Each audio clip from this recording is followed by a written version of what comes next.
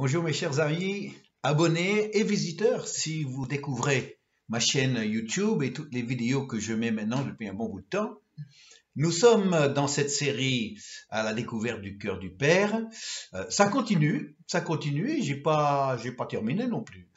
Nous sommes à la vidéo 82 et donc nous sommes toujours dans l'évangile de Jean. Je suis heureux de pouvoir vous accompagner dans cette réflexion. C'est un plaisir non seulement de découvrir cela pour moi-même, mais aussi de pouvoir le partager avec vous. J'espère que là où vous êtes, ça se passe bien pour vous.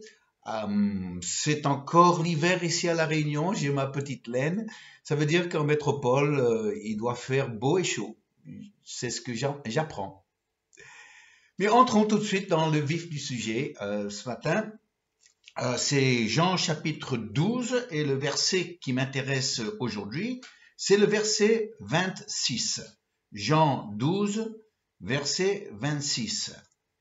Jésus parle évidemment. « Si quelqu'un me sert, qu'il me suive. Et là où je suis, là aussi sera mon serviteur. Si quelqu'un me sert, le Père honorera. Le Père l'honorera.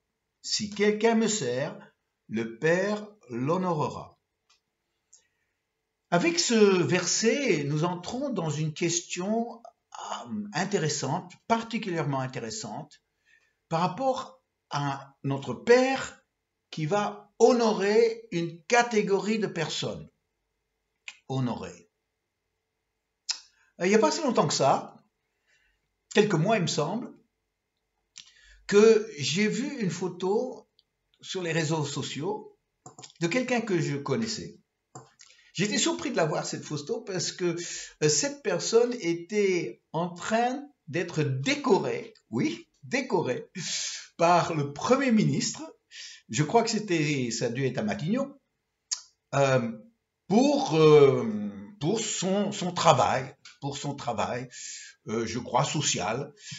Et effectivement, il est engagé dans un travail social, mais quand même, je connais aussi d'autres engagements, seraient autant, si pas plus, que celui de cette personne. Et j'étais quand même très étonné que on lui donne une médaille, une décoration, un honneur, un ordre, et qu'ils reçoivent les honneurs de la France. Et c'est seulement après que j'ai appris que l'ordre qu'on lui a confié, qu'on lui a donné, en fait, l'honneur qu'on lui a confié, c'était par une initiative citoyenne.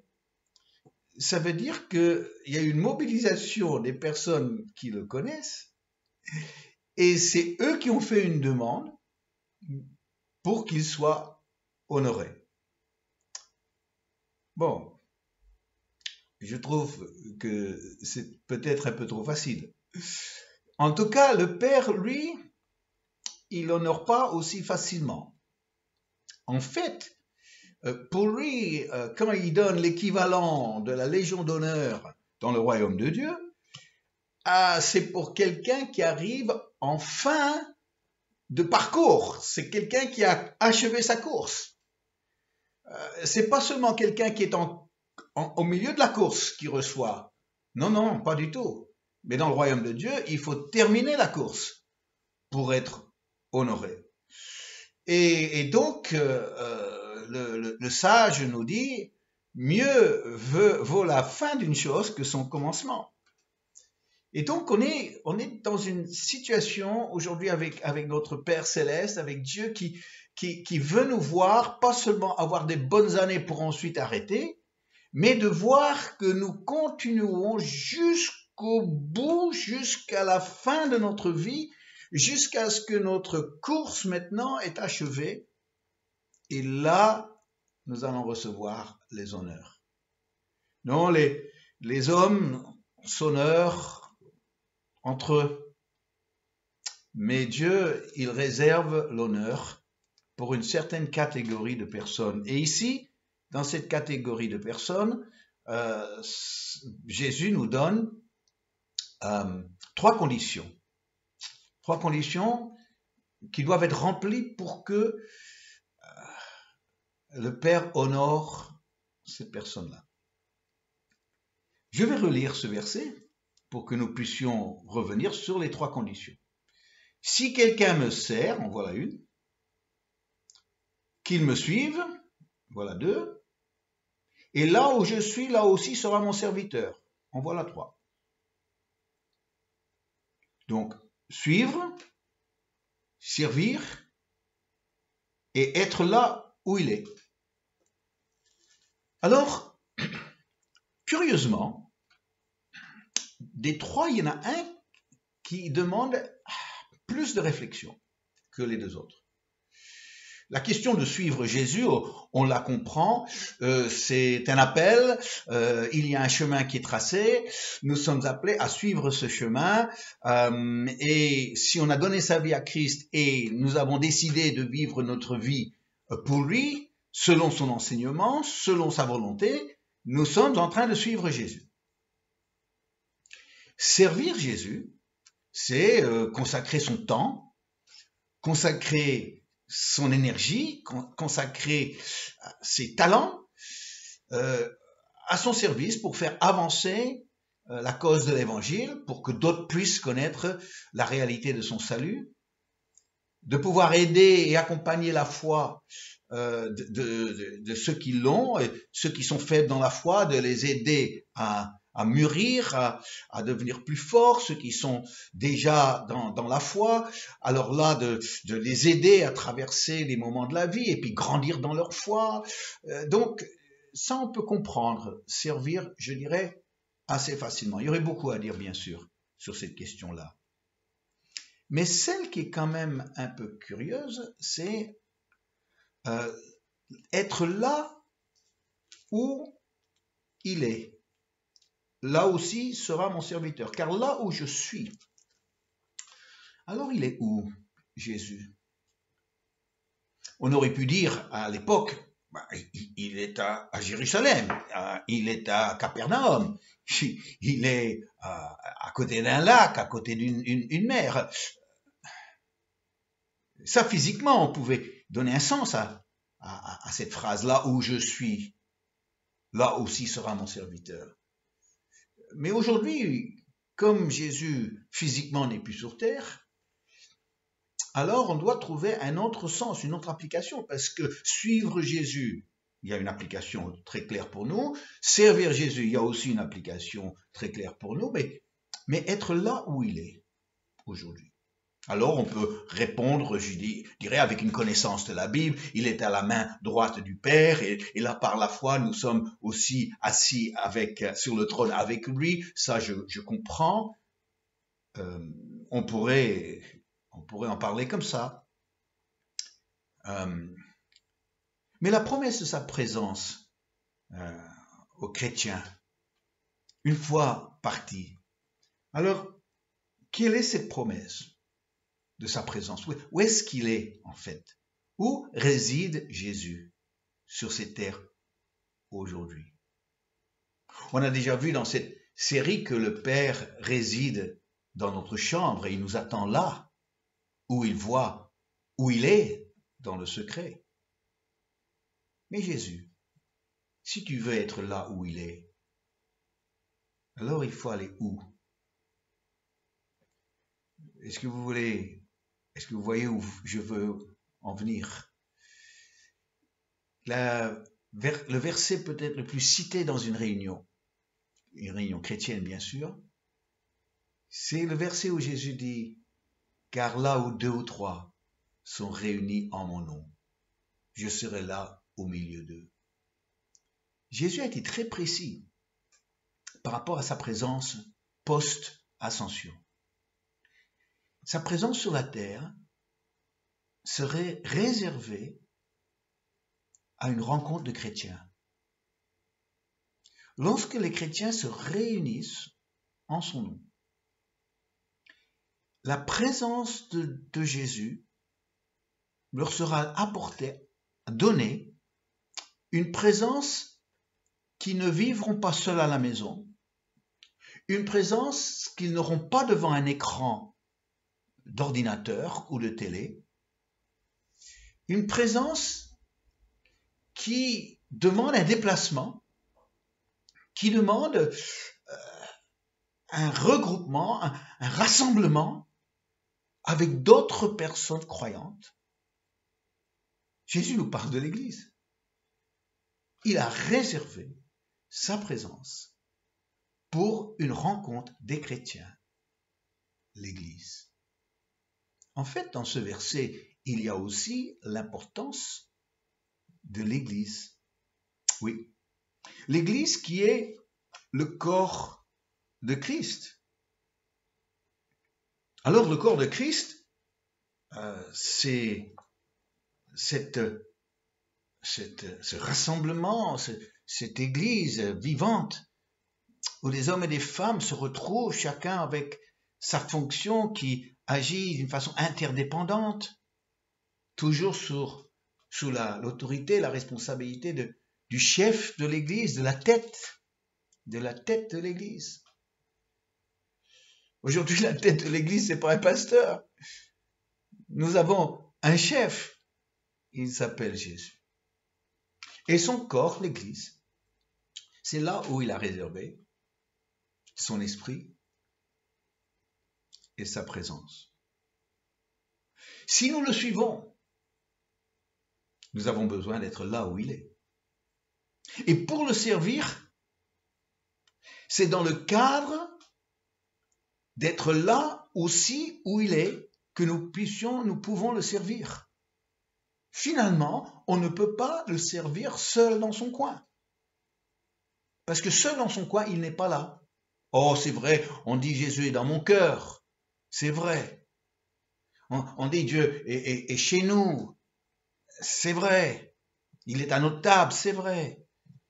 Mais si on veut vraiment revenir à ce qu'il a dit, et c'était vraiment très précis ce qu'il a dit, que sa présence sur terre est réservée à une rencontre de chrétiens.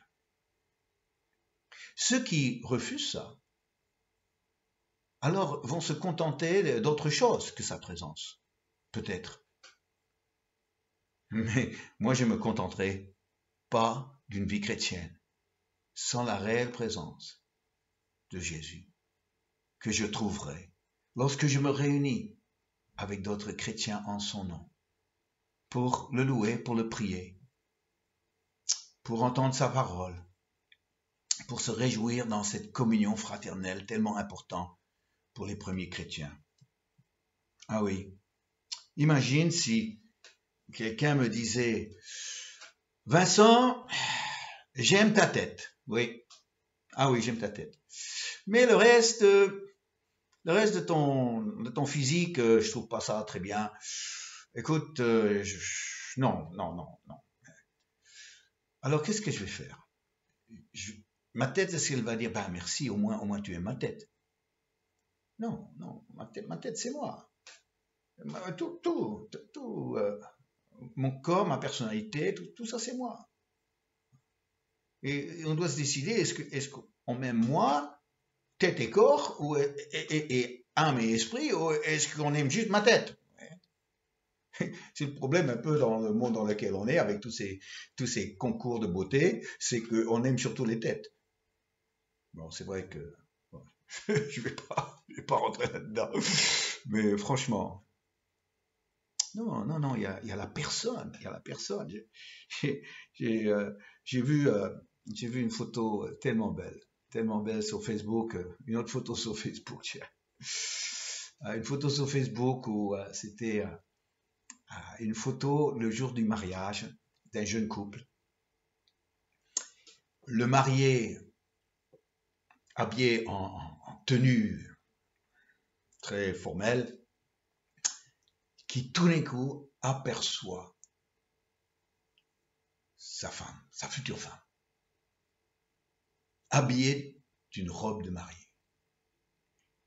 Et quand il a vu ça, quand il a vu sa femme comme ça, le pauvre, il s'est effondré en larmes, la tête dans les mains, Et le photographe, il a pris cette photo-là.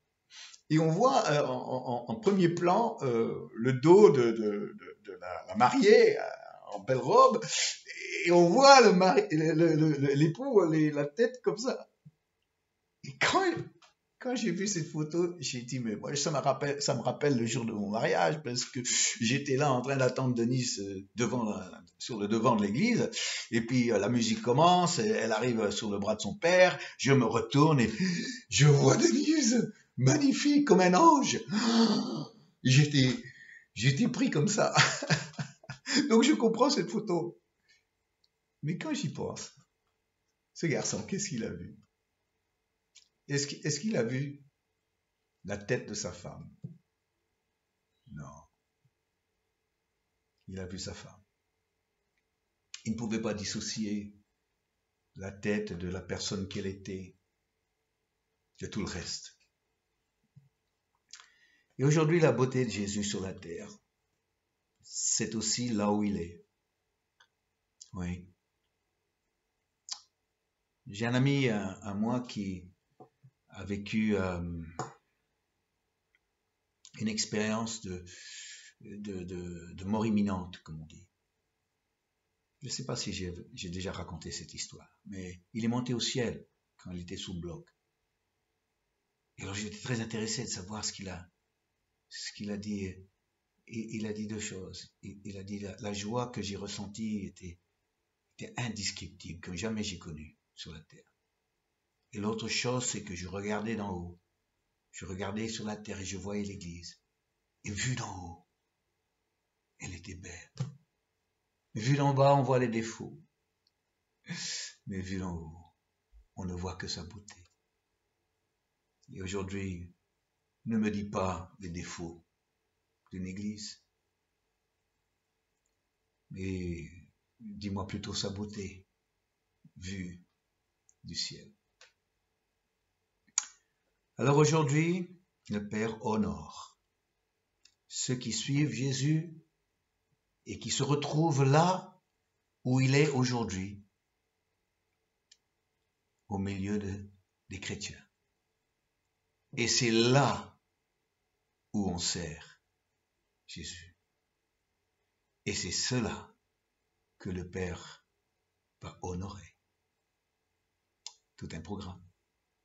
J'espère que vous faites partie d'une bonne église, chers amis. J'espère que vous allez rencontrer Jésus au milieu de vos frères et sœurs en Christ. Je le souhaite de tout mon cœur. Alors, comme est mon habitude, on va chanter si vous voulez bien.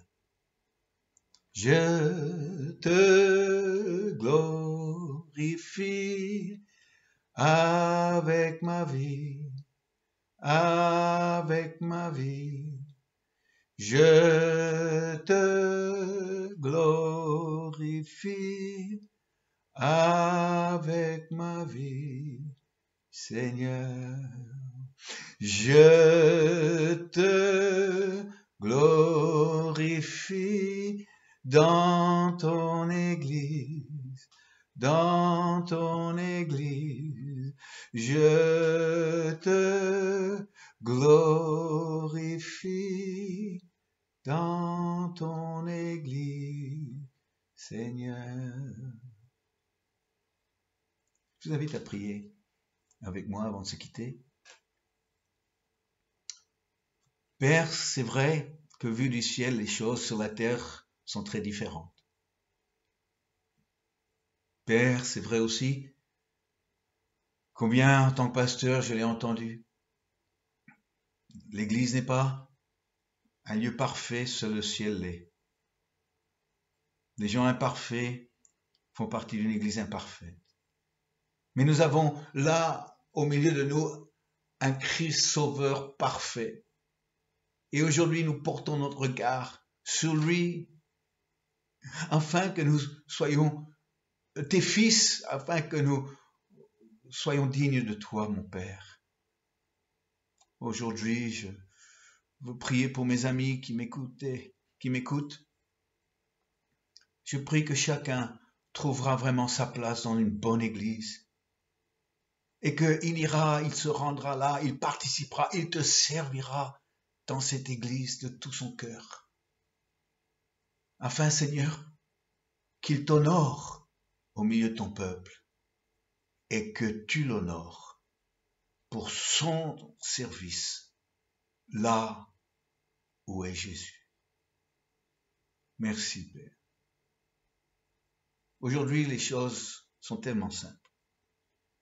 Donne-nous ce cœur de vouloir les mettre en pratique dans nos vies. Père, je t'aime. Père, nous t'aimons. Amen. Amen. Merci. Encore une fois, heureux, toujours heureux de vivre ce moment de communion avec vous, mes très chers amis. Je vous dis à bientôt. Au revoir.